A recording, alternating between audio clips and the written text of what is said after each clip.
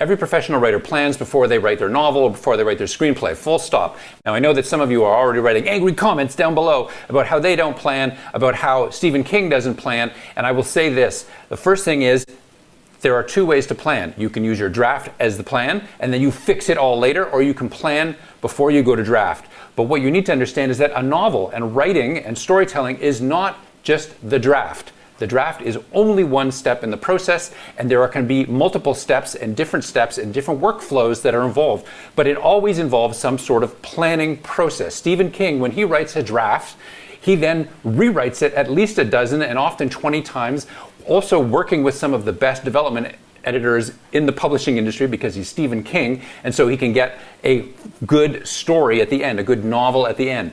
But people hear from some writers, I don't plan, I just write by the seat of my pants, and new writers, it damages them to say that you don't need to plan because they hear that and they think, I just need to vomit out what's in my head onto the page and then I'm done, and you're not done. Either way, whether you plan before or after your draft, you're not done. You need to understand that there's a process, and there's a reason why I recommend the planning before you go to draft, because a draft is a complicated thing and you need to construct a story, and new writers get lost in the process of constructing that story and they give up. 99% of people who start a novel or a screenplay never finish. And I would say that the lion's share of those are people who haven't planned beforehand because they don't know when the midpoint is supposed to happen or what a midpoint even is. They don't know that there needs to be a second act turning point. They don't understand that there needs to be structure. A story is about structure, just like language and grammar are about structure. You need to know and know how to use them. And if you plan in advance with free writing techniques, thinking about what's going to happen here, what's going to happen there, you focus and you break up your process of developing your story